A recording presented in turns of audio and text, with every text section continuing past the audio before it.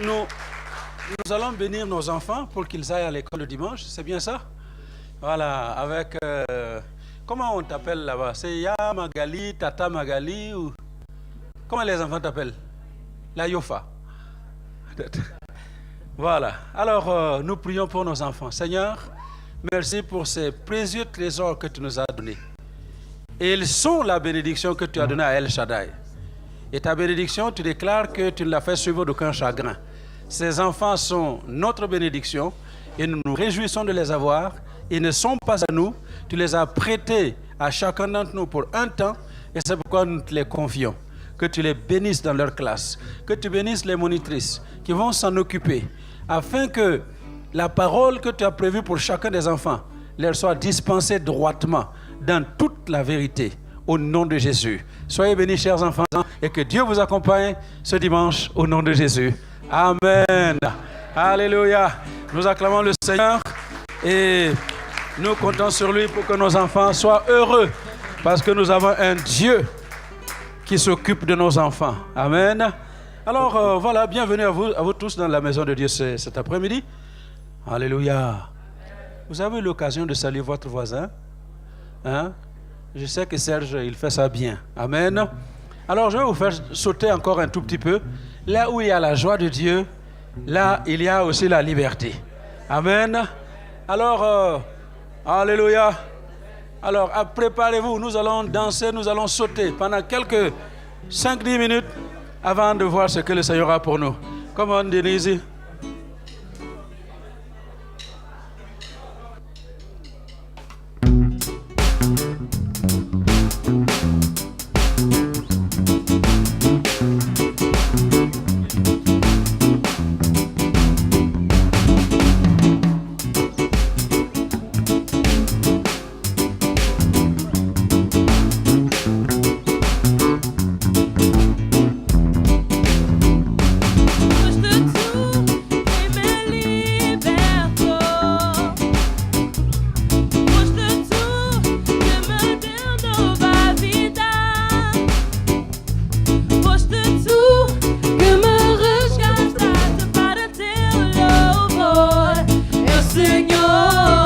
Poderoso Rei, és o Deus dos milagres, és a minha salvação, és em quem confiarei, por ti nunca vacilarei.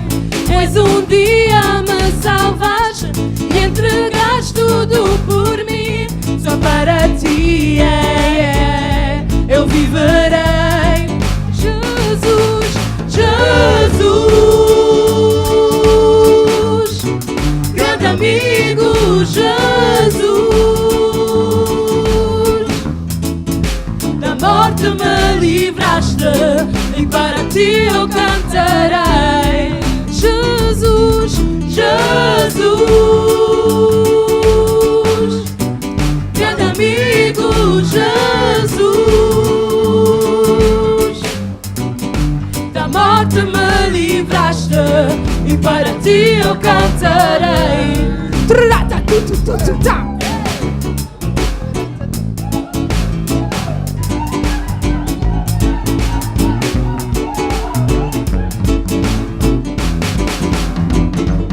Foste tu quem me libertou,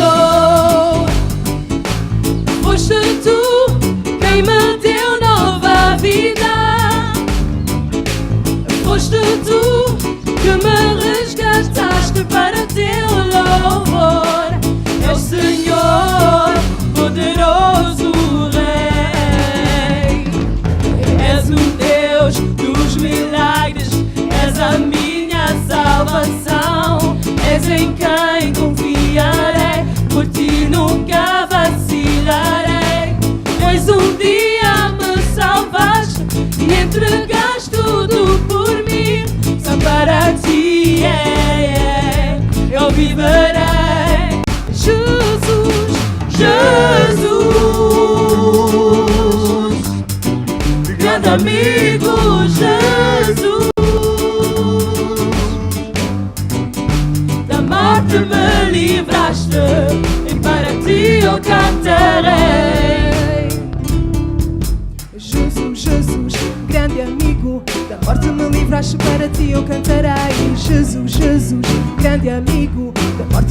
livraste, para ti eu cantarei. Jesus, Jesus, grande amigo, da morte me livraste, para ti eu cantarei. Jesus, Jesus, grande amigo, da morte me livraste, para ti eu cantarei. Oh Jesus, Jesus, grande amigo, da morte me livraste, para ti eu cantarei. Jesus, Jesus, grande amigo, da morte me livraste, para ti eu cantarei.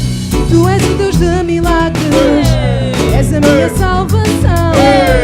Digo nunca vou temer, nunca vou temer, não, não. Tu és o Deus de milagres, Deus da minha salvação. Digo nunca vou temer, nunca vou temer, não, não. Jesus, Jesus, grande amigo, da morte me livraste, para ti eu cantarei. Jesus, Jesus, grande amigo, da morte me livraste, para ti eu cantarei. Jesus, Jesus, grande amigo, da morte me livraste, para ti eu cantarei. Jesus, Jesus, grande amigo, da morte me livraste, para ti eu cantarei. hey, hey, hey, hey. Jesus, Jesus, grande amigo, da morte me livraste, para ti eu cantarei. Jesus, Jesus, grande amigo, da morte me livraste, para ti eu cantarei. Jesus, Jesus, grande amigo, da morte me livraste, para ti eu cantarei. Jesus, Jesus, grande amigo, da morte me livraste, para ti eu cantarei.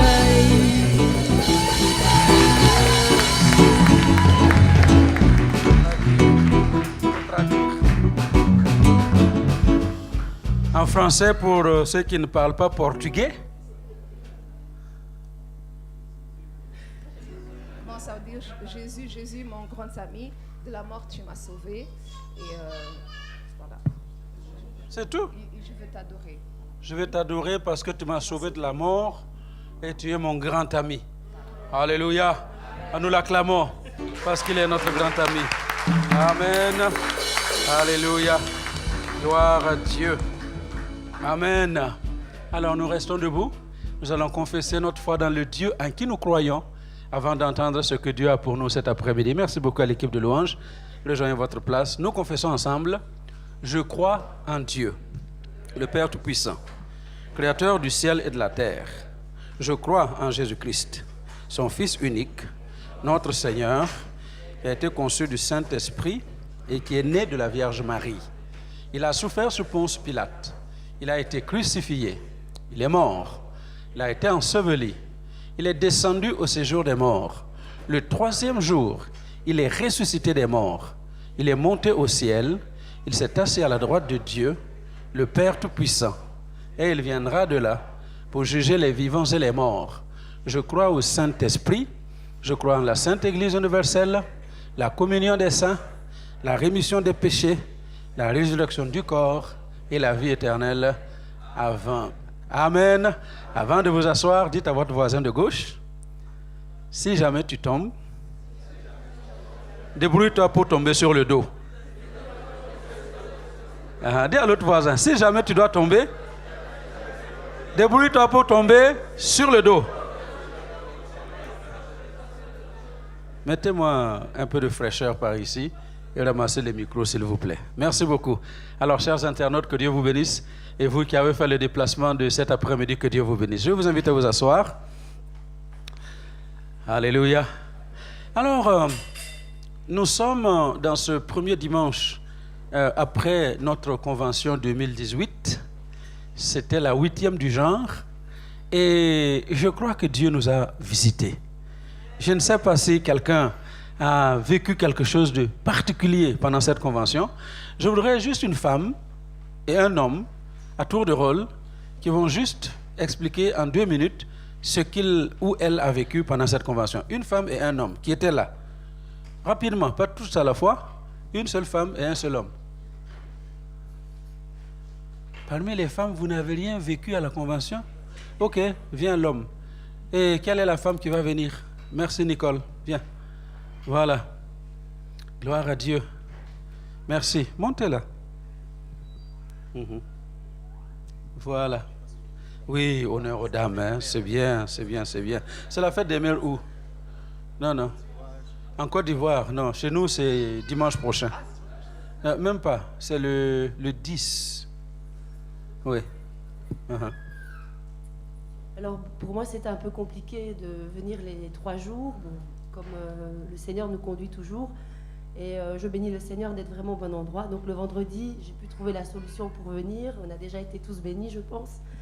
Et le samedi, j'ai été visitée donc, par le Saint-Esprit, le pasteur qui était là. Donc j'ai vraiment reçu et je bénis le Seigneur parce que je suis au bon endroit pour ma vie, pour l'avancement de l'œuvre de Dieu. Donc je m'interrogeais beaucoup si c'était ma place et vraiment ce que le Seigneur attend de moi. Donc comme on l'a bien reçu, on est vraiment en train de changer de bord et je m'accroche et je souhaite vraiment à tout le monde de s'accrocher parce que si Dieu nous a conduits, c'est qu'il sait ce qu'il veut faire de chacun de nous.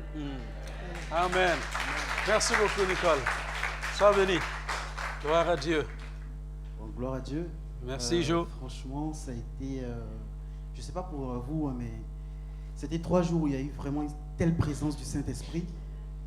Vendredi, samedi, dimanche, c'était waouh, en fait. Et moi, ce que j'ai reçu personnellement, c'est comme on le dit, on était à la Pentecôte.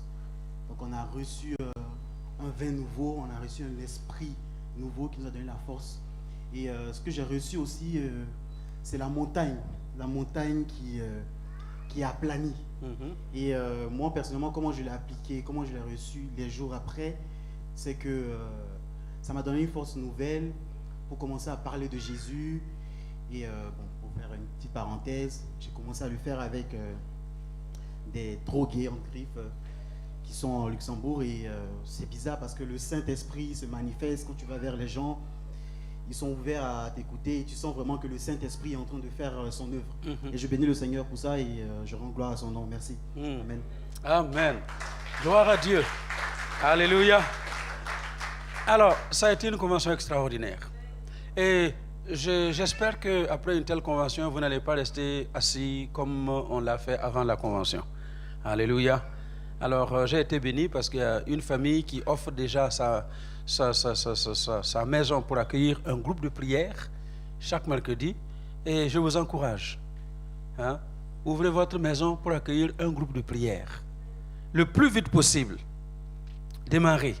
Parce que c'est comme ça que la bonne nouvelle du royaume de Dieu va aller aux extrémités de la terre. Amen. Parce que vous allez vous rendre compte que les gens que vous ne pouvez pas amener facilement à l'église, vous pouvez les amener dans votre salon pour leur partager une tasse de café, une tasse de thé, un verre de jus. Et puis vous parlez de Jésus. Et s'il est malade, Dieu guérit. Si Dieu guérit cette personne-là dans votre maison, vous croyez qu'elle va refuser de vous accompagner le dimanche pour venir voir ce que vous faites en fait qui apporte la guérison dans votre maison? Non, la personne ne peut pas refuser, elle viendra. Alléluia. Alors voilà, donc c'est un appel lancé et j'espère que il y a eu de bons auditeurs qui ont entendu la parole de Dieu. Amen. Alléluia. Papa Charles, qui tenait la tête de l'organisation de la convention, nous a dit ce matin que Dieu nous a particulièrement bénis cette année. Il n'a pas eu à lutter avec les finances comme les années passées, et ce qui a contribué à faciliter les choses dans la convention. Donc vous tous qui avez contribué, vous tous qui avez travaillé, que Dieu vous bénisse. Que Dieu vous le rende sous sa forme multipliée. Si vous avez investi par milliers, que Dieu vous donne sous la forme multipliée par milliers. Vous imaginez, si vous avez donné 1 000 euros, que Dieu multiplie par milliers. Si vous donnez 1 000 euros et puis il multiplie par 1000, waouh, c'est super, hein? Que Dieu vous donne sous sa forme multipliée et qu'il se glorifie dans votre vie et que votre vie ne soit plus jamais la même, au nom de Jésus. Amen. Cette année, nous sommes dans l'année de réajustement. Dieu veut réajuster beaucoup de choses dans nos vies. Ça veut dire qu'il y a des choses que Dieu avait prévues pour nous, il y a des choses dans lesquelles nous marchions et qui ne sont plus courts dans notre vie, et Dieu veut les réajuster. Il veut ramener ces choses-là dans notre vie. Et ce matin, j'ai commencé à expliquer que notre façon de comprendre la vie chrétienne doit aussi être réajustée. Parce que bien des enfants de Dieu marchent avec une fausse idée de la vie chrétienne. Voyez-vous, la marche avec Dieu n'est pas un long fleuve tranquille, une vie de lune de miel tout le temps, une vie d'expérience victorieuse tout le temps. Non, la vie chrétienne, la marche avec Dieu peut être comparée à une vie qui se passe en cycle de saisons. Exactement comme les saisons de l'année, il y a des hivers, il y a des étés, il y a des jours ensoleillés, il y a des jours de pluie, il y a des jours de neige. Et marcher avec Dieu inclut parfois des chutes et des relèvements. Malheureusement, comme je l'ai dit ce matin, c'est triste de constater que certains chrétiens présentent un faux visage de la marche chrétienne. Pourquoi? Parce qu'ils présentent un visage d'infaillibilité, de perfection. Comme si eux n'avaient jamais échoué dans la vie, comme si eux ne commettaient jamais d'erreur dans la vie. Quand vous écoutez, allez sur Facebook, allez sur Internet, YouTube, écoutez les témoignages de la plupart des chrétiens que vous pouvez trouver. Ce sont des victoires. Ce sont des gens qui étaient comme ça et puis voilà, ça y est. C'est, comme je dis, ce sont des Rambo spirituels. Quand vous les regardez, waouh, oh, quelle puissance, quelle victoire. Ça, c'est une fausse image de la vie chrétienne. Allô? La vie chrétienne, dans la plupart de chacun d'entre nous, il y a parfois des chutes. Il y a parfois des relèvements. Et ce matin, je voudrais encourager quelqu'un. Le Proverbe, chapitre 24, verset 16. Dieu dit, car 7 fois le juste tombe, et il se relève. 7 fois le juste tombe et il se relève. Alors ce verset peut être choquant pour ceux qui sont légalistes, qui présentent justement une vie chrétienne sans combat, sans erreur, sans obstacle, une vie spirituelle sans chute. Mais j'aimerais vous dire ce matin que la vérité, la vraie vérité dans la vie chrétienne, c'est que le saint, le chrétien, il peut tomber plusieurs fois. Et ceci est inévitable. Alléluia. Mais la bonne nouvelle, c'est que le Seigneur le relève toujours. Alléluia. Cependant, je ne vous donne pas une excuse pour justifier les mauvais comportements des chrétiens. Ce n'est pas une excuse pour justifier les faux pas que les uns et les autres ont dans la vie. Ce n'est pas une licence pour aller pécher. Alors dis à ton voisin, pasteur ne donne pas une licence pour pécher. Mais au contraire, la chute du chrétien, ce n'est pas ce que vous aimez entendre. Il a commis l'adultère, il a volé, on l'a mis en prison. Ce n'est pas de cela qu'il s'agit forcément. Ça peut s'agir de cela, mais la chute du chrétien, ce n'est pas la chute du cœur, mais c'est celui qui trébuche avec les pieds. Trébucher, dans la vie chrétienne, c'est dire des choses que nous ne devions pas dire. Est-ce que ça vous est arrivé de sortir une parole et puis si je pouvais la ravaler? Mais c'est déjà sorti. Trébucher, c'est perdre parfois son sang-froid, se mettre en colère. Est-ce que ça vous est déjà arrivé que devant une chose qui se produise devant vous, vous perdez votre sang-froid, vous perdez votre patience et vous commencez à réagir au lieu d'agir? Ça vous est déjà arrivé? C'est ça, trébucher. Trébucher, c'est faire des choses que nous regrettons. Vous avez déjà fait quelque chose et puis vous vous retournez, mais comment j'ai pu faire ça? Je ne sais pas si ça vous est déjà arrivé. Moi, ça m'est déjà arrivé. Tu as commis l'acte et puis soudainement, c'est comme si les yeux s'ouvrent. C'est moi qui ai fait ça? Comment j'ai pu faire ça? C'est ça, trébucher pour l'enfant de Dieu. Alors, en dépit de tout ce que je viens de vous dire,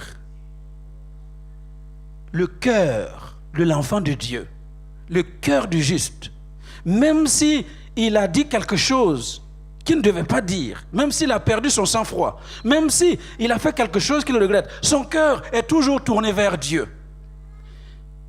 Son désir est toujours tourné vers Dieu. Et c'est pourquoi je vous disais tout à l'heure de dire à votre voisin, chaque fois que tu dois chuter, débrouille-toi pour ne pas tomber sur le visage. Tombe sur le dos. Parce que si tu peux regarder toujours vers là-haut, tu peux te relever. Alléluia. Les yeux fixés sur le Maître. Les yeux fixés sur le Seigneur. Et c'est pourquoi ce matin, j'aimerais vous parler justement de ce thème important pour quelqu'un. Peut-être pas pour tous, mais pour quelqu'un. Le juste peut tomber, mais le Seigneur le relève toujours. Proverbe 24, versets 15 à 18, pour situer le texte. Proverbe 24, versets 15 à 18. Ne tends pas méchamment des embûches à la demeure du juste, et ne dévaste pas le lieu où il repose, car 7 fois le juste tombe et il se relève. Mais les méchants sont précipités dans le malheur. Ne te réjouis pas de la chute de ton ennemi, et que ton cœur ne soit pas dans l'allégresse quand il chancelle, de peur que l'Éternel ne le voie, que cela ne lui déplaise, et qu'il ne détourne de lui sa colère. Alléluia. Le juste peut tomber.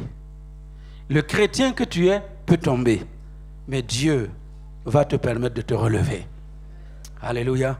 Alors, il y a 3 choses que j'aimerais vous laisser cet après-midi. Première chose, parce que chacun d'entre nous, là, nous pouvons tomber. Tu peux trébucher. Alors, qu'est-ce qui se passe? La première chose, qu'est-ce qui se passe quand tu es par terre? Quelqu'un qui trébuche et qui tombe, qu'est-ce qui se passe autour de toi?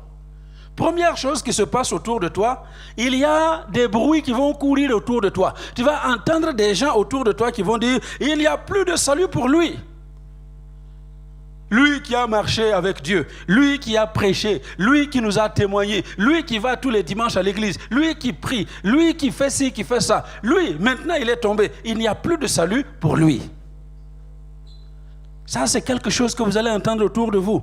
Regardez le psaume 3. Versets 1 à 3, David, qui était en train de fuir devant son fils Salomon. Vous vous imaginez le roi en train de fuir devant son fils, parce que le fils a décidé de lui intenter un coup d'état, et il a réussi à l'expulser de Jérusalem. Voilà ce que David dit: ô Éternel, que mes ennemis sont nombreux, quelle multitude se lève contre moi. Combien disent à mon sujet, plus de salut pour lui auprès de Dieu. Et vous allez vous rendre compte que chaque fois que vous avez trébuché et que vous êtes tombé, il y a ceux qui viendront vous dire, il n'y a plus de salut pour lui. Il ne se relèvera jamais. Mais j'ai une bonne nouvelle pour vous. Dieu dit, 7 fois tu vas tomber et 7 fois tu vas te relever. Alléluia. Ils l'ont dit à Jésus, ils l'ont fait à Jésus. Quand notre maître, le Seigneur, a été mis à la croix et qu'on a réussi à le clouer, et qu'on attendait qu'il meure pour l'ensevelir, quel était le raisonnement autour de lui? Oh, c'en est fini pour lui. C'est terminé. Lui qui prétendait nous sauver. Et c'est pour cela que les passants, certains disaient, mais toi qui prétendais sauver les autres, sauve-toi maintenant toi-même. Sauve-toi. Autour de lui, il n'y a plus de salut. Il est enseveli, on l'a mis dans le tombeau, on a scellé le tombeau, c'en est fait de lui. Mais laissez-moi vous dire une chose.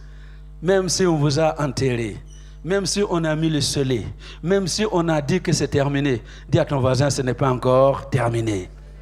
Alléluia. Ce n'est pas encore terminé. Attendez seulement 3 jours. Le 3e jour, celui qu'il disait que sa cause était terminée, il est sorti vivant du tombeau, il a renversé le pouvoir de la mort et il a triomphé de la mort. Et là où tu es tombé, là où on attend que ce soit terminé pour toi, tu verras que ce n'est pas encore la fin.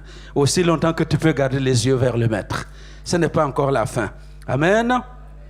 Autour de toi, non seulement il y a ceux qui disent qu'il n'y a plus de salut pour toi, mais autour de toi, la deuxième chose qui se produit, c'est ceux qui disent c'est Dieu qui le punit. S'il est dans cet état-là, c'est Dieu qui le punit. Et vous savez combien ça arrive souvent. Quand vous êtes dans un malheur, on va commencer à vous poser des questions. Écoute, regarde un peu autour de ta vie. Un peu chez vous là. Est-ce qu'il n'y a pas quelque chose comme ça qui vous amène dans cette histoire? L'histoire de votre famille, est-ce que c'est clair? Ce jeune homme, dans Jean 9, il est né aveugle. Il est sorti du ventre de sa mère aveugle. Qu'est-ce que les disciples demandaient à Jésus? Est-ce que c'est lui qui a péché? Ou ce sont ses parents qui ont péché pour que ce garçon-là soit né aveugle? Ce n'est pas normal. On ne peut pas naître aveugle comme ça pour rien. S'il est aveugle, c'est parce que Dieu a puni quelque chose, ou chez lui, ou chez ses parents. Alors, vous vous imaginez, il est dans le ventre de sa mère. Comment il peut pécher pour naître aveugle? Allô? Les gens diront autour de toi, si jamais tu te retrouves dans une condition inconfortable, eh bien, on dira, c'est Dieu qui t'a puni. Je le dis, ils l'ont fait de Jésus, et nous ne laisserons pas tranquilles non plus. Voyez, Ésaïe 53, verset 4. Voilà ce que Ésaïe dit. Cependant, ce sont nos souffrances qu'il a portées. C'est de nos douleurs qu'il s'est chargé. Et nous l'avons considéré comme puni. Qui l'a considéré comme puni? Nous. Les hommes autour de lui, ils ont dit, ah non, s'il est comme ça, s'il souffre comme ça, c'est parce que Dieu est en train de le punir. Il était malfaiteur. C'était quand il prétendait être le fils de Dieu. Et tout ce qu'il a dit, tout ce qu'il a fait, maintenant Dieu est en train de le punir. On l'a considéré comme puni. On l'a considéré comme frappé de Dieu, humilié. Mais j'ai laissez-moi vous dire, bien-aimés, qu'ils vont changer d'avis. Dis à ton voisin, ils changeront d'avis. Ils changeront d'avis. Regardez dans Acte 28. Vous connaissez l'histoire. L'apôtre Paul, en route vers Rome, sur un bateau, ils ont eu un naufrage dans le bateau et ils ont terminé leur course sur les plages de l'île de Malte. Et quand ils sont arrivés là, les barbares les ont recueillis et à cause du froid, ils ont allumé un grand feu et Paul va ramasser des broussailles pour mettre dans le feu et une vipère se lève, s'accroche à sa main. Mort, littéralement, l'apôtre Paul. Regardez au verset 3. Acte 28, verset 3. Paul ayant ramassé un tas de broussailles et l'ayant mis au feu, une vipère en sortit par l'effet de la chaleur et s'attacha à sa main. Quand les barbares virent l'animal suspendu à sa main, ils se dirent les uns aux autres, assurément, c'est un meurtrier. Allô? Comme je dis, les gens là, quand ils voient que la vipère s'est attachée à toi, ils disent non, non, non, cette histoire-là, c'est pas clair. Il doit avoir fait quelque chose. Hein? Quand ils voient que toi, tu étais censé occuper une certaine position dans ton travail, mais en lieu et place de ça, on t'a viré. On a dit non, non, non, c'est pas clair. Il doit avoir quelque chose. Hein? Non, c'est pas normal. Ça doit être un pécheur. Il dit, c'est un meurtrier. Puisque la justice, en parlant de justice ici, il parle de Dieu. Puisque Dieu n'a pas voulu le laisser vivre, après qu'il a été sauvé de la mer, Paul secoua l'animal dans le feu. Alléluia, dis à ton voisin, secoue l'animal dans le feu. Secoue-le dans le feu. Secoue le serpent dans le feu. Le serpent qui s'attache à ta main là, secoue-le dans le feu du Saint-Esprit. Et tu ne le sentiras aucun mal. Ces gens s'attendaient à le voir enfler et tomber mort subitement. Vous savez quoi? Il y a des gens qui vous regardent. Et tout ce qu'ils attendent, hein? Qu'est-ce qui est écrit? Ils s'attendaient. Il y a des gens dans cette génération-là, autour de vous, tout ce qu'ils attendent, c'est que vous tombiez mort subitement. Mais regardez la bonne nouvelle. Mais, après avoir longtemps attendu, dis à ton voisin, ils attendront longtemps. Ah, dis-le à l'autre voisin, ils attendront longtemps. Et ils ont attendu longtemps. Et puis, le monsieur ne meurt pas. Et puis, il regarde, vous savez, avant là, ils étaient en train de se chuchoter. Hein. Non, lui, là, ça doit être un meurtrier. Vous voyez, il est sorti vivant de la mer. Maintenant, il y a un serpent qui s'attache à lui. Non, ça doit être un meurtrier. Et Paul voyait seulement les lèvres bouger les uns entre les autres là. Il bougeait les lèvres. Il murmurait entre eux. Mais, cette fois-ci,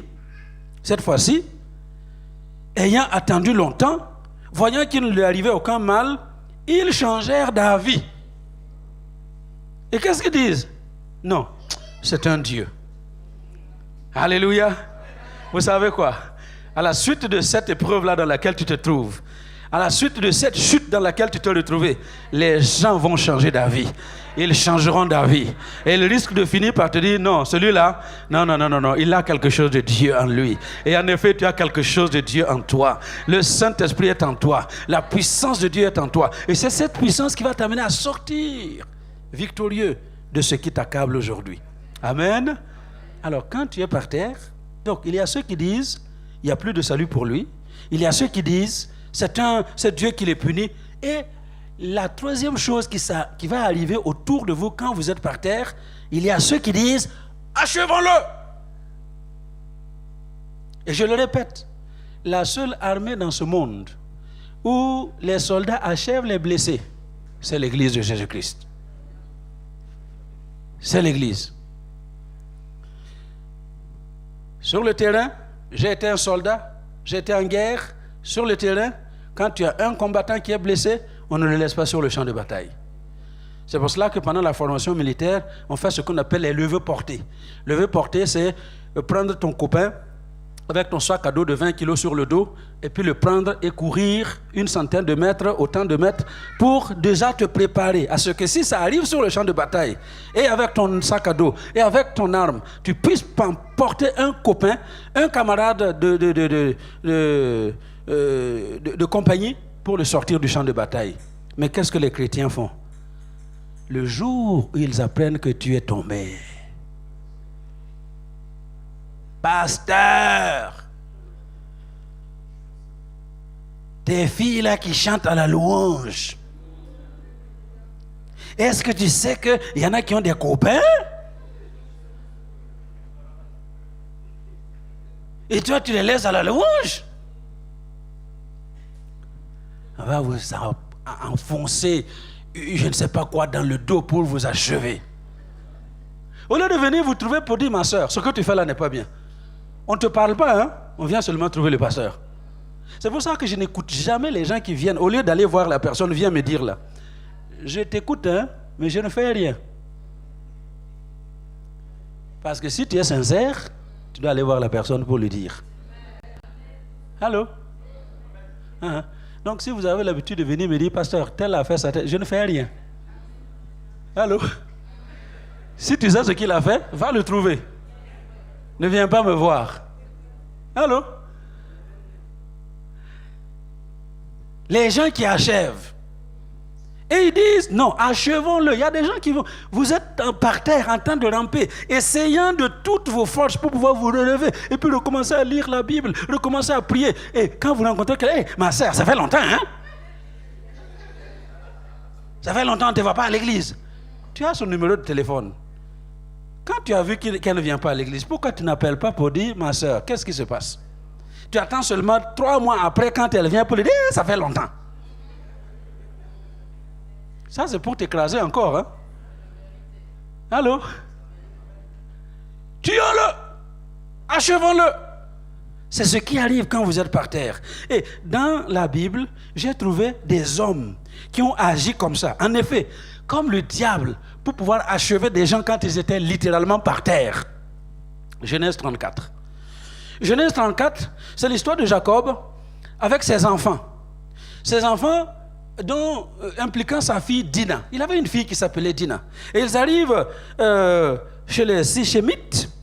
Et Sichem, le prince du pays, il tombe amoureux de Dina. Et au lieu d'aller voir les parents ou parler même avec la jeune fille pour conclure une affaire propre, alors entre parenthèses donc, si tu es amoureux d'une fille, conclue une affaire propre. Allô? Conclue une affaire propre.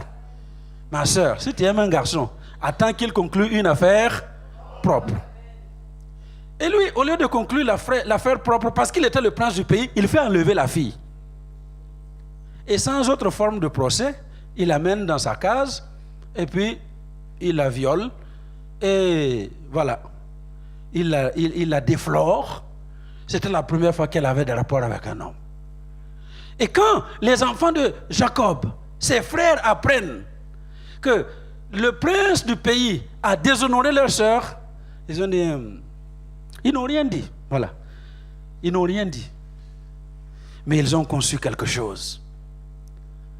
Et attendant que le père de Sichem, a mort, ils viennent voir Jacob pour dire, j'ai un fils qui a aimé une de ta fille, Dina, et il veut que tu lui donnes cette fille en mariage. Et les frères de Dina entendent la nouvelle et disent, on sait ce qu'on va faire. Et ils disent aux habitants du pays, nous ne pouvons pas vous refuser notre sœur, mais à une seule condition. Nous ne pouvons pas donner notre sœur à des incirconcis. Il faut que vous soyez tous circoncis, et alors nous vous donnerons notre sœur. Et le roi du pays dit, mais ce n'est pas un problème. Si ce n'est que ça comme condition, il convoque tous les hommes. les petits, les moyens, les grands. Circoncision le même jour. Alors, je l'ai dit ce matin, je ne sais pas s'il y a des gens qui ont été des garçons qui ont été circoncis quand ils avaient 12 ans comme moi. Hein? Papa Koufi. Vous les autres là, c'est quand vous étiez bébé, vous ne vous souvenez même pas, vous ne savez même pas que quelque chose s'est passé. Mais nous là, à 12 ans,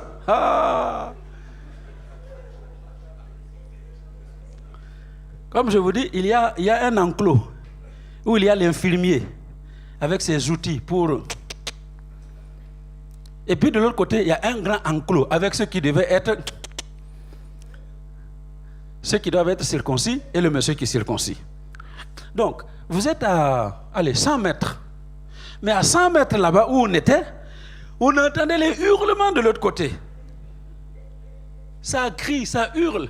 Et puis, mon ami, son tour devait arriver après celui qui hurlait là. Il s'est levé. Il a pris la tangente. Il a commencé à courir. Mais vous savez, au village, il y a des hommes qui courent. Hein? Ah oui, en un temps, 2 mouvements, on l'a attrapé, on l'a ramené. Donc, il n'y a rien à faire. Si tu es dans l'enclos pour être circoncis ce jour-là, tu vas être circoncis. Et après, ça fait mal. Alors, le 3e jour, c'est en effet le jour où ça fait le plus mal. Et les enfants de Jacob, regardez, Genèse 34, versets 25 et 26. Et le 3e jour, pendant qu'ils étaient souffrants, les 2 fils de Jacob, Siméon et Lévi, frères de Dina, prirent chacun leur épée, tombèrent sur la ville, qui se croyait en sécurité, et tuèrent tous les mâles. Ils passèrent au fil de l'épée à mort et Zichem son fils. Et ils enlevèrent Dina de la maison de Zichem, et ils sortirent. Voilà. Eux là, ils ont dit, on sait comment on va les achever. On les fait circoncire tous. Et quand ils sont au fort de la souffrance, on va aller les achever. Et vous savez ce qui s'est passé? On les a achevés. Le diable viendra à toi avec des pièges qu'il te tend. Et il tend ce piège dans le seul souhait qu'au fort de ta souffrance, il soit là pour t'achever. Alors c'est pourquoi il faut veiller. Il faut veiller. Il faut veiller. Écoutez-moi bien. S'il y a quelque chose que tu vis aujourd'hui et tu sens que tu es au sommet de la souffrance, parce que quand on est au sommet de la souffrance, la seule chose dont qu'on a envie de faire, c'est de laisser tout tomber. Allô? Il y a combien d'enfants de Dieu qui, au moment où ils sont vraiment en train de souffrir, disent non, si c'est ça la vie chrétienne, je laisse tomber. C'est justement là où le diable est venu pour t'achever. Et vous savez quoi? Il trouvera des gens au milieu du peuple de Dieu pour t'achever. Allô? Est-ce que vous m'entendez? Vous êtes déjà en train de souffrir dans la souffrance. Et vous vous êtes dit, je viens à l'église une dernière fois. Je connais même qui ont décidé de se supprimer la vie, de se suicider, et qui se sont dit, ce sera la dernière fois que je viens à l'église. Dieu merci. Généralement, quand ils arrivent à l'église, Dieu parle. Mais celui qui n'a pas une oreille exercée pour entendre, il y a quelqu'un d'autre qui va te donner une parole contraire et qui va t'achever. Alors que le Seigneur nous aide à ne pas nous laisser achever par qui que ce soit, ni par quoi que ce soit. Alléluia. Alors quand tu es par terre, garde les yeux tournés vers le ciel. Alléluia. Parce que c'est un homme de Dieu que je respecte beaucoup, qui s'appelle Les Brown, qui l'a dit, quand tu veux tomber, débrouille-toi pour tomber sur le dos. Ne tombe pas sur ton visage. Tombe sur le dos. Parce que si tu peux regarder en haut, tu peux toujours te relever. Alléluia. Quand on tourne vers lui les regards, on est rayonnant de joie et le visage ne se couvre pas de honte. Quand on peut tourner les regards vers le Seigneur, il y a toujours un espoir pour la délivrance et pour la victoire.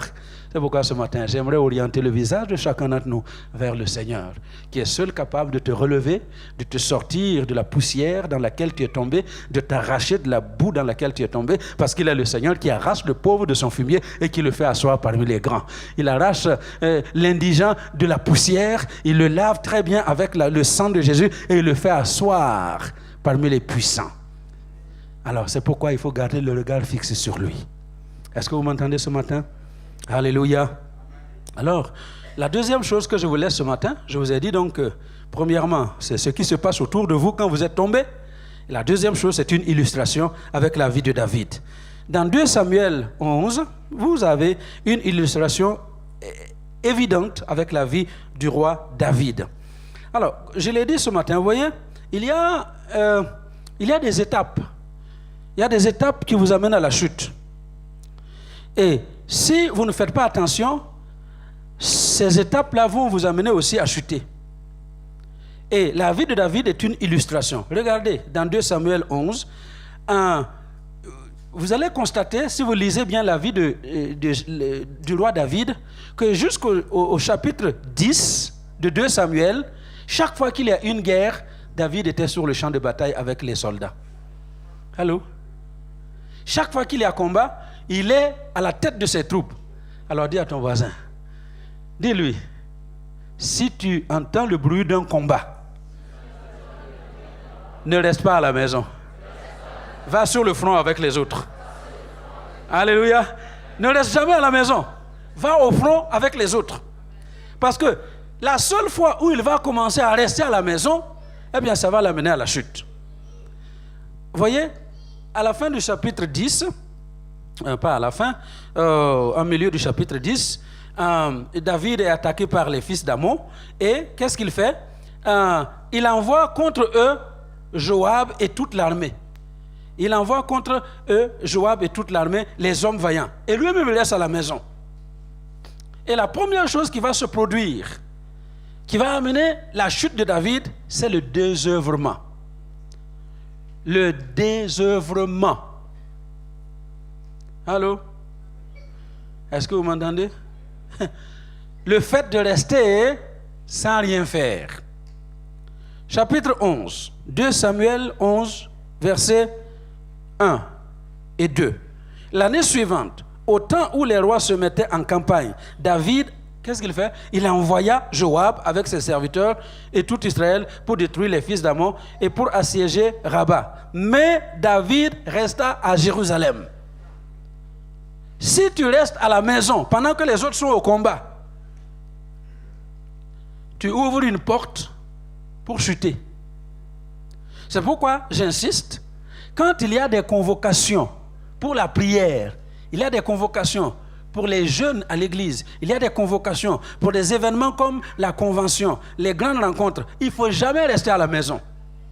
Parce que si vous restez à la maison, attendez, quand je dis rester à la maison, ça ne veut pas dire ceux qui restent couchés. Hein. Non, non.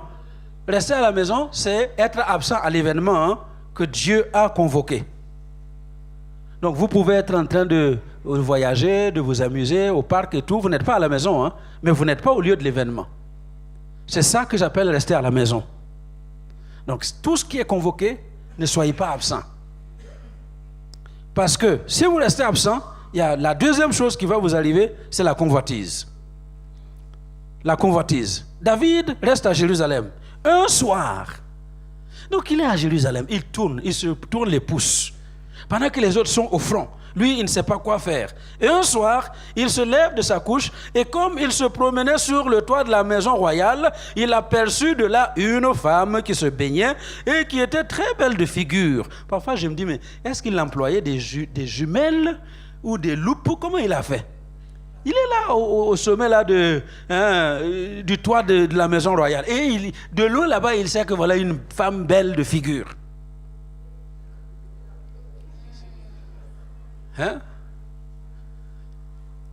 Et voilà ce qui se produit, la convoitise. La convoitise. David fit demander qui était cette femme et on lui dit, n'est-ce pas Bathsheba, fille d'Eliam, femme d'Uri, le Héthien? Et quatrièmement, verset 4, David envoya des gens pour la chercher. Elle vint vers lui et il coucha avec elle. Est-ce que vous voyez la dégringolade, désœuvrement qui a amené la convoitise? La convoitise qui a amené l'adultère. Et vous savez quoi?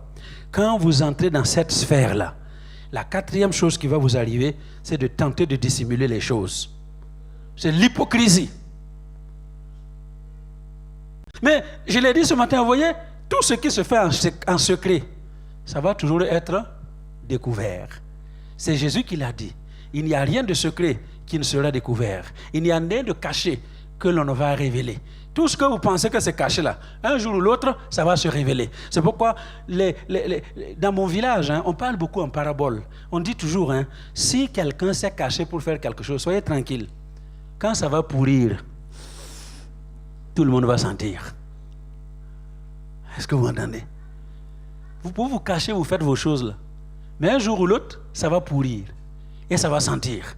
Alors, et cette femme, Bathsheba, qui a eu des rapports avec le roi, elle revient pour dire au roi, ah, il y a quelque chose de grave qui se passe. Cette femme devint enceinte et elle fit dire à David, je suis enceinte. Est-ce que vous m'entendez? Il y a combien qui ont pensé avoir fait les choses en secret? Et quand tu te réveilles, la fille vient te dire, ah, je crois que je suis enceinte. Allô? Je crois que je suis enceinte. Et vous savez, la chose qui va se produire dans cette tentative de dissimuler ce qui se passe dans notre génération, il va te dire, moi je ne suis pas prêt à assumer un enfant. Allô? J'espère que je ne parle pas à quelqu'un dans cette salle. Moi je ne suis pas prêt à assumer un enfant. Les garçons, j'ai envie de leur donner... Tu n'es pas prêt à assumer, garçon, un enfant, mais tu veux aller coucher avec. Allô? Si tu n'es pas prêt, reste tranquille. Moi, je ne suis pas prêt. En tout cas, où tu avortes, où c'est fini. Et puis les filles, la bête aussi que vous êtes. Excusez-moi, excusez-moi, vraiment excusez-moi. Ce sont des expressions que je ne dois pas dire, mais ça, c'est plus fort. Je ne sais pas. Parce que je ne peux pas comprendre. J'ai du mal à comprendre. Donc les filles là, on va aller avorter. Donc, 1, tu as commis l'adultère. Et puis 2, tu commets un meurtre. Et 3, c'est maintenant l'hypocrisie.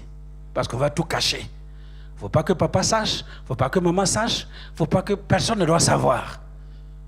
Mais un jour ou l'autre, vous savez ce qui va se passer? Ça va te rattraper.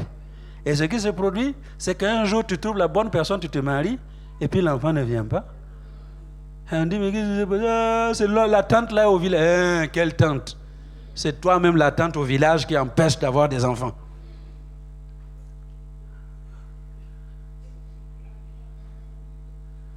C'est vrai, non? Et David, ici, il entend ça, il dit, oh, c'est grave, maintenant l'affaire est foutue. Qu'est-ce qu'on va faire? Et il commence à fabriquer son histoire. Donc, ce qui suit, c'est la dissimulation. Il envoie un mot au général sur le front.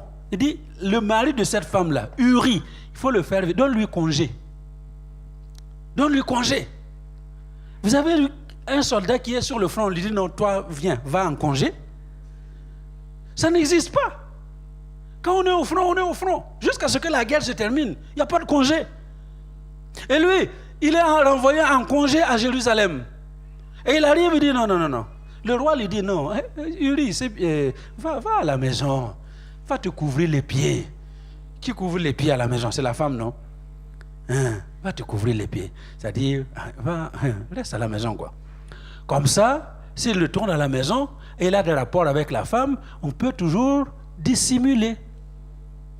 Mais Dieu est Dieu. Dis à ton voisin, Dieu est Dieu. Tu peux tromper les hommes, mais tu ne peux pas tromper Dieu.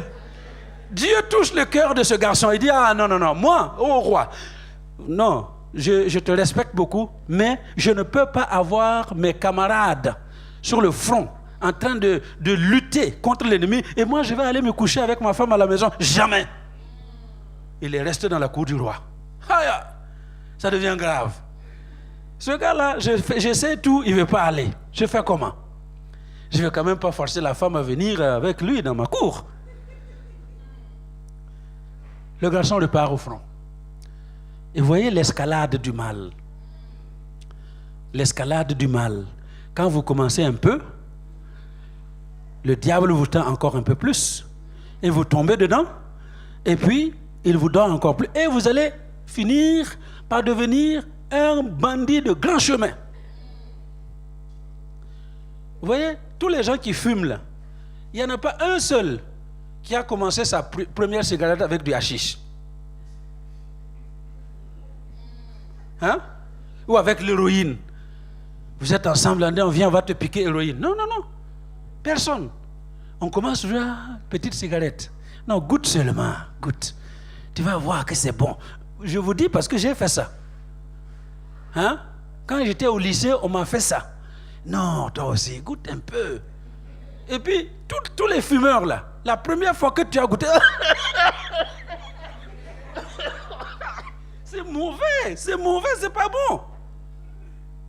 Mais le lendemain, on vient, on te dit non, hier là, tu n'as pas aimé, essaye encore. Et puis tu essayes encore, tu tousses un peu moins. Troisième fois, tu essayes, tu ne tousses plus. Et tu sais quoi? Tu deviens un fumeur. Et après, tu vides des paquets et il n'y en a pas assez. Tu prends des plus fortes et ça ne marche toujours pas. Alors tu dis, mais qu'est-ce qui est plus fort que la cigarette? Hashish. Et puis tu prends. Et puis hashish te prend. Et puis finalement, hashish, ce n'est pas. Qu'est-ce qui est plus fort que hashish? Héroïne. Tu mets héroïne. Après, tu deviens un drogué de première classe. Et tu nous donnes des cheveux blancs parce qu'il faut prier pour te délivrer. Alors, il ne faut pas commencer. Et c'est ça. David a commencé. Et quand il a vu que ça ne marche plus, qu'est-ce qui reste? Alors là, il faut utiliser les grands moyens. Et les grands moyens, il envoie dire au général, tu vois, ce monsieur-là, il ne veut pas faire ce que je dis, mais tu vas le mettre au fort de la bataille, en première ligne. Et tous ceux qui ont regardé les films de guerre, vous savez que la première ligne, c'est là où les gens tombent le plus vite. La mort commence là-bas. Ce n'est pas ceux qui sont à l'arrière. Et puis, voilà, on a mis Uri en première ligne. Évidemment, le pauvre, il est mort. On est venu rendre compte à David. Et il dit, non, ne t'en fais pas, laisse tomber. Tu sais, en guerre, c'est comme ça. L'épée tout tantôt à gauche, tantôt à droite. On ne sait pas qui va mourir. Mais lui, il est mort, ça va. Alors, maintenant, ni vu, ni connu. Même dans le Nouveau Testament, la Bible dit, 1 Corinthiens, chapitre 7, que si quelqu'un, une femme est liée à son mari, aussi longtemps qu'il est vivant. S'il est mort, c'est terminé. Elle peut épouser qui elle veut. Donc maintenant, David, voilà, le mari est mort. Donc ça y est. Il envoie chercher la femme, il l'amène chez lui. Mais écoutez-moi bien, encore une fois, il y a un Dieu qui ne dort pas. Dis à ton voisin, nous avons un Dieu qui ne dort pas. Tu peux faire tous tes calculs, mais Dieu ne dort pas. Quand tu penses que tu l'as dribblé, Dieu est le plus grand dribbleur. Hein? Tu penses l'avoir dribblé, il va t'attraper dans un coin. Et voilà que Dieu l'attrape dans le coin. Ce que personne n'a vu, Dieu va révéler à son serviteur Nathan. Et je l'ai dit ce matin, vous voyez, quand Dieu vous révèle quelque chose, ne vous précipitez pas pour aller raconter ce que vous avez entendu. Allô? Ah, Dieu m'a dit, je ne peux pas me taire, je dois me lever et parler. Parle seulement. Un jour, tu vas parler, puis tu as perdu la tête. Tu te coupes la tête. Nathan entend que c'est le roi qui a commis cette affaire. Et Nathan se dit, mais c'est pas possible, c'est moi, je vais dire au roi cette histoire-là. Qu'est-ce qui va m'arriver? Il dit, Seigneur, aie pitié de moi. Qu'est-ce que je dois faire? Et Dieu lui donne l'histoire de cet homme qui avait sa brebis. Vous connaissez l'histoire, hein? Cet homme, un pauvre, qui avait une seule brebis, il mangeait avec sa pauvre brebis. Sa pauvre brebis dormait même dans son lit avec lui. Il dit que c'était comme sa fille. Hein? On dirait que c'était un Européen. Vous voyez, ils ont les chats, les chiens, il y en a même qui dorment avec des boas, des serpents. Hein? Mais ce monsieur-là, c'était comme ça avec sa brebis. Et à côté de lui, un homme riche, extrêmement riche, qui avait des troupeaux, il a tout. Et quand il reçoit un visiteur la nuit, au lieu d'enlever un animal de ses nombreux troupeaux, il envoie chercher la seule brebis du pauvre. Et il la prête pour son visiteur. Et quand il a fini de raconter ça, le roi se lève. Et la Bible dit, la colère de David s'enflamma. La colère de David s'enflamma. Est-ce que vous avez suivi l'histoire, hein? Lui, désœuvrement, convoitise, adultère, dissimulation, meurtre. Il a tué. Maintenant, on vient lui raconter une petite histoire comme ça, sa colère s'enflamme. Il dit non, un tel homme, il mérite la mort. Ça, c'est la 6e chose qui arrive. La sévérité avec les autres. Vous voyez, la plupart des chrétiens vivent des conditions, des choses terribles, très mauvaises. Mais quand ils rencontrent quelqu'un qui vit quelque chose de mauvais, beaucoup moins que ce qu'il vit, il devient sévère, très sévère. Il mérite la mort. Alors que lui, il a commis l'adultère, il a tué, il est en train de dissimuler, de mentir, et dit que celui-là, il mérite la mort. C'est ça que les chrétiens font. Ils se baladent avec des poutres dans les yeux. Et maintenant, ils voient une petite paille là dans le visage, dans l'œil de l'autre. Il dit non, non, toi tu as une paille dans ton œil. Jésus dit enlève d'abord la poutre qui est dans ton œil avant de chercher à enlever la paille qui est dans l'œil de l'autre. Arrêtez d'être sévère pour les autres. Quand c'est l'autre qui a péché, on doit le frapper avec tous les bâtons. Mais toi-même, tu es assis sur le péché là. Et il ne faut pas en parler. Allô? Toi-même là où tu es, Dieu seul sait ce que tu as fait. Maintenant, tu viens passer dans les villes là ici, elles ont des copains. Et alors? Et toi qui as fait ce que tu as fait là? Va régler ça d'abord avant de me parler des filles qui ont les copains. Allô? Encore une fois, ce n'est pas une licence pour commettre le péché, mais c'est pour mettre chacun à sa place. Est-ce qu'on se comprend? Et David dit, il mérite la mort. Et puis il doit rembourser 4 fois plus que ce qu'il a pris. Donc il doit d'abord payer 4 avant de mourir. Et j'aime Dieu. Dieu ne dort pas. Et Nathan, calmement, il dit, mais David, tu es cet homme.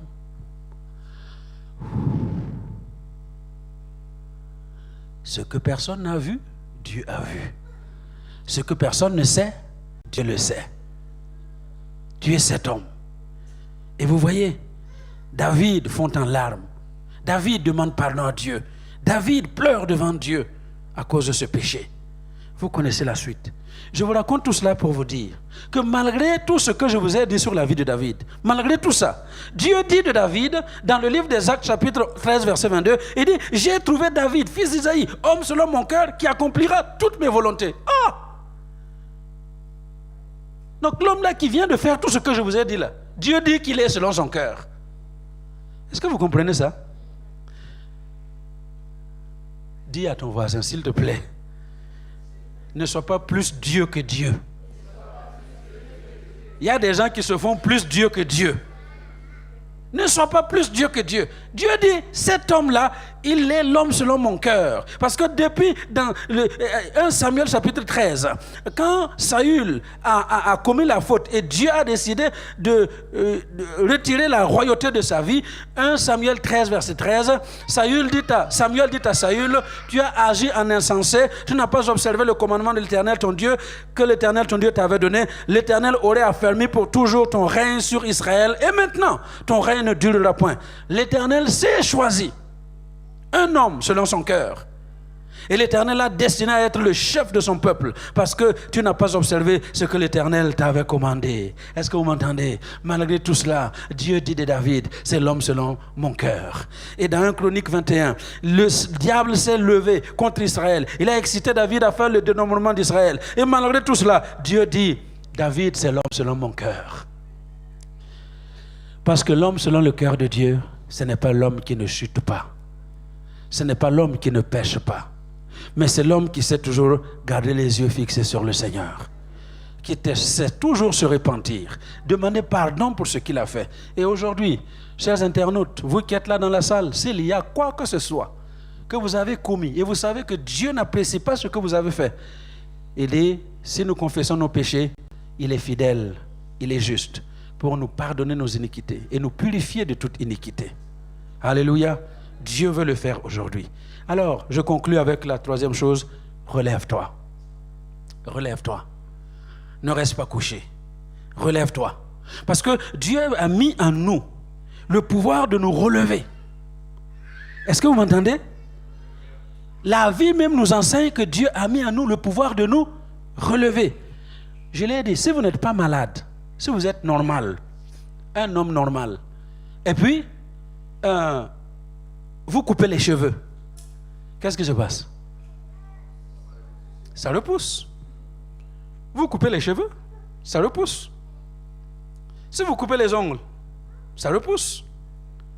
Si vous vous blessez, ça guérit et ça se cicatrise. C'est le pouvoir de régénération que Dieu a donné à l'homme, même dans la nature. C'est que l'homme ne doit pas rester là où il tombe. Si tu tombes, tu dois te relever. Parce que Dieu t'a conçu pour rester debout. La place de l'homme, ce n'est pas par terre. Dis à ton voisin, ta place, ce n'est pas par terre.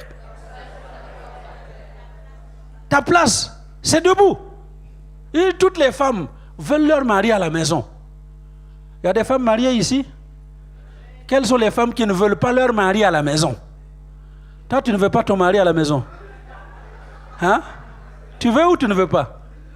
Tu ne veux pas? Tu ne veux pas à la maison? Alors, donc, en fait, nous disons la même chose. Hein? Toutes les femmes veulent leur mari à la maison, mais pas coucher. Vous me comprenez? Vous les voulez à la maison, mais pas coucher.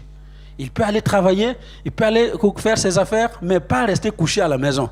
Si vous êtes couché pendant toute une journée, vous ne vous levez pas, on va vous demander, mais qu'est-ce qui ne va pas? Parce que votre place, ce n'est pas couché. Et Dieu nous a créés pour que nous puissions revenir. Je disais ce matin, vous voyez les femmes là, vous voyez les jeunes filles, elles ont le ventre plat, hein? Très, très belles là.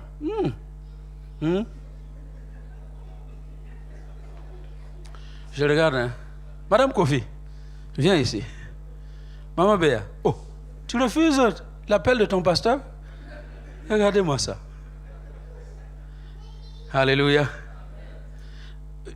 Vous voyez, ce que je veux que vous compreniez, c'est que, vous voyez, cette dame-là que vous voyez, est-ce que vous croyez qu'elle a eu des enfants? Non? Vous croyez? Hein? Ce ventre-là a sorti 2 enfants.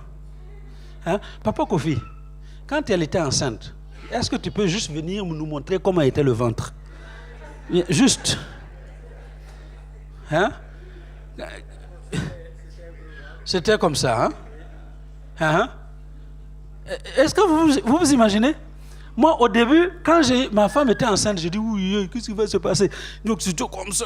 Oh, sauve-moi, Seigneur. Vous voyez? Donc, son ventre était comme ça. Mais un enfant est sorti. Un deuxième est sorti. Et regardez comment elle est toujours. Parce qu'il y a le pouvoir que Dieu a mis en elle, hein, de se régénérer, de revenir à l'état normal. Alléluia. À l'état normal. Donc c'est pour dire que ce que Dieu veut de nous, ce n'est pas par terre. Tu dois toujours revenir à l'état normal. Merci beaucoup. Même si tu es tombé, tu ne dois pas rester tombé parce que Dieu ne veut pas que ses enfants restent par terre. Nous devons rester debout. C'est pourquoi Michée dit dans son chapitre 7, verset 8, il dit, ne te réjouis pas à mon sujet, mon ennemi. Ne te réjouis pas. Pourquoi? Parce que si je suis tombé, je vais me relever. Dis à ton voisin, si tu es tombé, relève-toi. Si tu es tombé, relève-toi, relève-toi, relève-toi, relève-toi. Ta place, ce n'est pas par terre. Alléluia. Il dit, si je suis tombé, je me relèverai. Si je suis assis dans les ténèbres, l'Éternel sera ma lumière. Parce que vous allez lire l'histoire de tous les personnages de la Bible. Chaque personne dans la Bible a eu une zone d'ombre, a eu un moment d'échec, un moment de faillite. Et quand vous lisez l'histoire des héros de la Bible, vous voyez, waouh, on dit par la foi Abraham. Abraham, quand on nous parle de l'histoire de la foi d'Abraham, le père de la foi, oh, vous-même vous êtes d'accord avec Dieu. Mais lisez l'histoire d'Abraham. Il arrive chez Abimelech, il dit à sa femme, là, non, quand j'arrive là-bas, il ne faut surtout pas dire que tu es ma femme. Hein? Si tu dis que tu es ma femme, on va me... Voilà, donc il a menti. N'est-ce pas? Donc malgré qu'il soit le père de la foi, il a menti. Un moment d'échec, de faillite. Isaac, nous disons Dieu d'Abraham, Dieu d'Isaac. Vous avez vu comment Isaac s'est comporté avec ses enfants? Hein? Avec Jacob et Ésaü. Lui, au lieu d'aimer les deux comme il doit aimer les enfants, non. Il dit, toi, tu m'amènes le gibier. Chaque fois, je mange le gibier, tu es mon préféré. Et Jacob, dont nous venons de lire l'histoire avec ses enfants. Jacob, vous connaissez? Dieu d'Abraham, Dieu d'Isaac, Dieu de Jacob. Jacob, vous connaissez? C'est l'escroc professionnel. Il a commencé l'escroquerie dans le ventre de maman. Hein? Il attrape le talon de son frère. Il dit, non, tu ne sors pas les premiers, tu ne sors pas seulement. Et toute sa vie, là, vous allez voir. C'est pour cela qu'à un moment donné, Dieu était obligé de l'arrêter. Dieu l'arrête. Et c'est la lutte dans la nuit entre Jacob et l'ange de Dieu. La lutte. Lutte serrée. Et vers le matin, voyant qu'il ne pouvait pas le vaincre, l'ange dit à Jacob, laisse-moi partir. Et vous connaissez la réponse de Jacob? Non. Facilement comme ça. J'ai lutté autant toute la nuit avec toi et puis tu vas partir gratuit. Non. Je ne te laisserai pas partir avant que tu ne m'aies béni. Et vous connaissez la suite. L'ange dit, mais comment tu t'appelles? Est-ce qu'il ne connaissait pas le nom de Jacob? Il dit, tu t'appelles comment? Parce qu'il fallait que Jacob confesse de lui-même ce qu'il est avant d'être changé. Il fallait qu'il confesse. Il dit, quand vous êtes désarmé, là, il dit, tu t'appelles comment? Il dit, toi-même, tu sais, je suis l'escroc. Hein? Je suis l'escroc.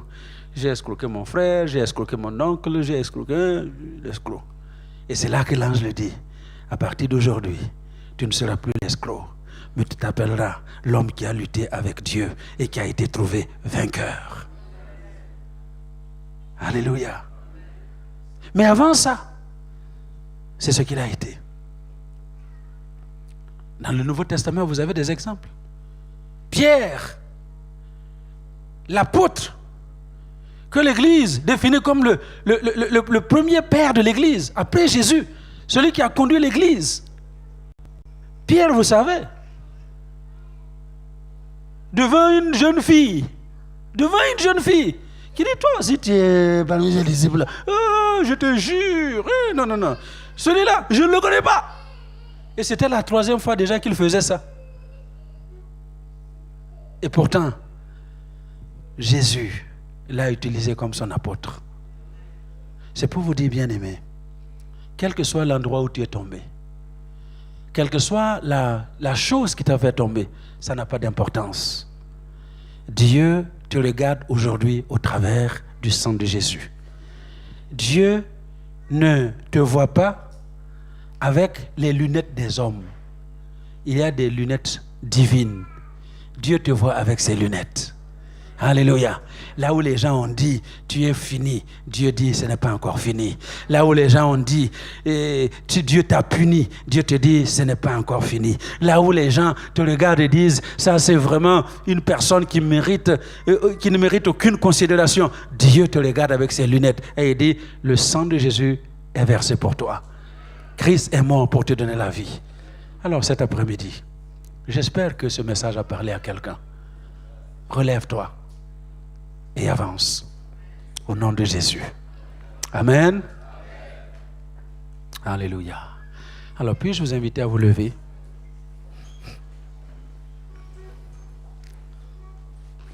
Et on va chanter ce chœur-là. Dieu fidèle, tu ne changes pas. Éternel, mon rocher, ma paix, Dieu puissant, je m'appuie sur toi et je crie vers toi, car tu es mon Dieu. Oui, je crie vers toi, j'ai besoin de toi. J'ai besoin de toi. Tu es mon roc, alléluia. Tu es mon roc. détresse. Et si je tombe? Et si je tombe, tu me relèves dans la tempête. Ton amour me ramène au port. Me ramène au port. Tu es mon seul espoir, Seigneur. Pendant que nous allons le rechanter, si Dieu vous a touché, vous savez que vous êtes tombé, vous savez qu'aujourd'hui vous êtes par terre, le désir de Dieu, ce n'est pas que tu restes par terre, que tu te relèves, parce qu'il veut t'amener au port. Il veut te mener au port. Alors si vous avez été touché de cette manière, venez rapidement. Nous allons ensemble prier avec vous et pour vous, pour que vous puissiez avancer dans la vie victorieusement, parce que votre place, ce n'est pas par terre. Votre place n'est pas par terre. Ta place n'est pas par terre. Ta place, ce n'est pas par terre. Oh, ta place, ce n'est pas par terre. Il faut que tu te relèves. Il faut que tu te relèves. Il faut que tu te relèves. Cet après-midi, tu dois te relever. Tu dois te relever. Tu dois te relever. Tu dois te relever. Tu dois te relever. Dieu va te conduire au port. Il va te conduire au port. Il te conduira au bon port. Oh Seigneur. Merci Seigneur. Je crie vers toi. Et je crie vers toi, car tu es mon Dieu. Oui, je crie vers toi. J'ai besoin de toi. J'ai besoin de toi. Dieu fidèle, tu ne changes pas. Alléluia.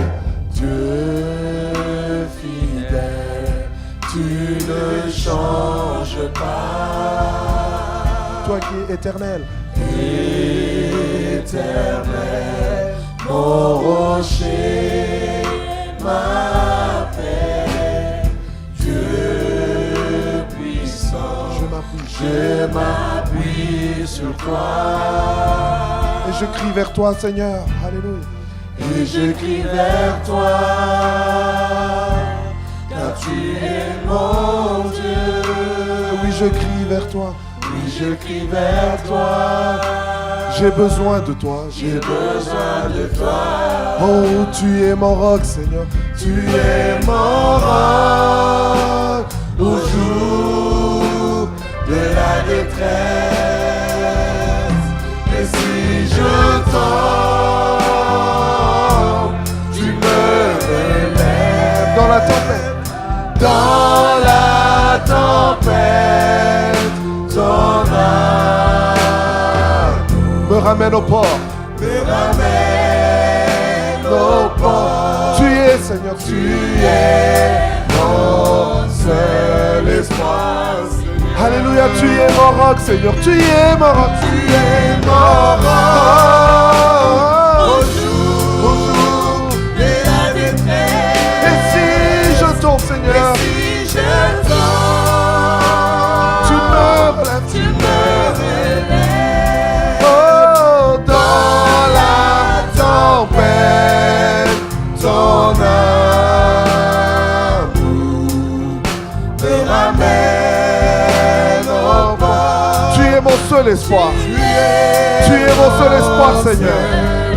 Tu es mon roc, Seigneur. Tu es mon roc, El Shaddai. Tu es mon roc. Tu es mon roc au jour de la détresse. Et si je tombe, tu me relèves dans la tempête. Dans la tempête, ton amour me ramène au port. Tu es mon seul espoir, Seigneur. Tu es mon seul espoir, Seigneur. Oh, tu es mon seul espoir, Seigneur. Nous nous appuyons vers toi, tu es mon seul espoir. Tu es mon seul espoir, Seigneur. La seule personne en qui nous nous appuyons, c'est toi. Tu es mon seul espoir, Seigneur. Nous nous confions en toi, Seigneur. Tu es mon seul. Tu es mon seul espoir, Seigneur. Celui en qui nous croyons, tu es mon seul espoir. Tu es mon seul espoir, Seigneur. Le seul qui peut nous toucher, tu es mon seul espoir. Tu es mon seul espoir, Seigneur. Oh, tu es mon roc, tu es mon roc. Au jour de la détresse, et si je tombe, tu me relèves dans la tempête. Ton amour me ramène au port. Tu es mon seul espoir, Seigneur, tu es mon seul espoir. tu es mon seul espoir, Seigneur. Oh oui, tu es mon seul espoir. Tu es mon seul espoir, Seigneur. Tu es mon seul espoir, Seigneur. Tu es mon seul espoir, Seigneur. Digne-tu, agneau de Dieu. Digne-tu, agneau de Dieu. On y va, Cora. Tous les anges ensemble acclament la puissance de ton nom. Tu es digne, Seigneur, alléluia. Digne es-tu, agneau de Dieu. Tu es digne de louange. Digne es-tu, agneau de Dieu. L'univers entier, L'univers entier proclame la beauté de ton Saint-Nom. Tu es digne es-tu, agneau de Dieu. oh, tu es digne, Seigneur. Digne es-tu, agneau de Dieu. Tous les anges acclament, tous les anges ensemble. Le nom de Jésus, alléluia. La puissance de ton nom, tu es digne es-tu, agneau de Dieu. tu es digne, Seigneur. Digne es-tu, agneau de Dieu. L'univers entier, Seigneur. L'univers entier proclame la beauté de ton Seigneur. Dieu de gloire, alléluia. Dieu de gloire, je t'adore. Ton nom s'élève en majesté. De mes lèvres, je célèbre. Alléluia. Ta victoire, Ton règne, Seigneur. ton autorité. Car tu es digne, Seigneur. Digne es-tu, agneau de Dieu. Digne-tu, Digne es-tu, agneau de Dieu. tous les anges ensemble acclament. Tous les anges ensemble acclament la puissance de ton Jésus, nous proclamons que tu en es digne. Hey! Digne es-tu, agneau de Dieu. Alléluia. Tu es digne de louange, Digne Seigneur. es-tu, Oh, agneau de Dieu. l'univers entier. L'univers entier proclame la beauté de ton Seigneur. Tu es digne de gloire et de louange. Nous élèvons nos mains vers toi pour adorer ton saint nom. Tu es digne de gloire et de louange. Nous élèvons nos mains vers toi pour adorer ton saint nom. Tu es digne de gloire et de louange.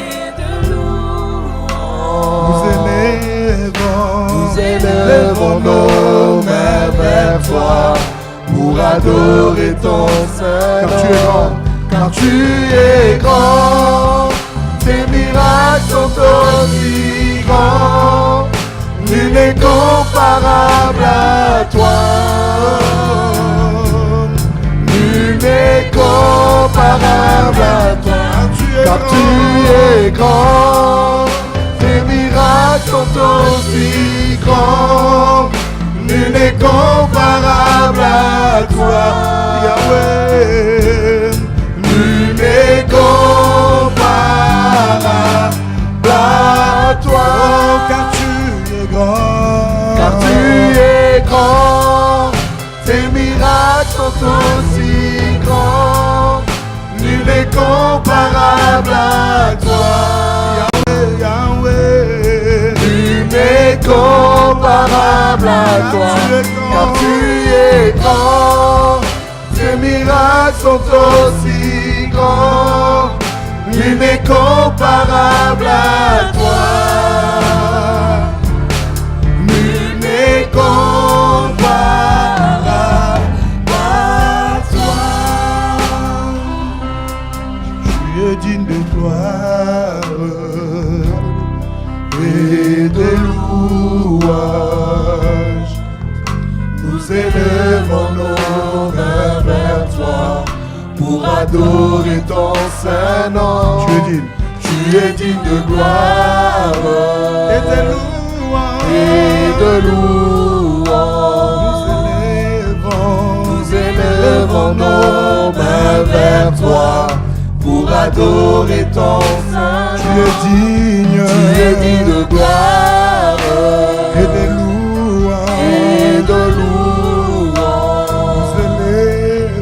Nous élevons nos mains vers toi pour adorer ton saint nom. Tu es digne de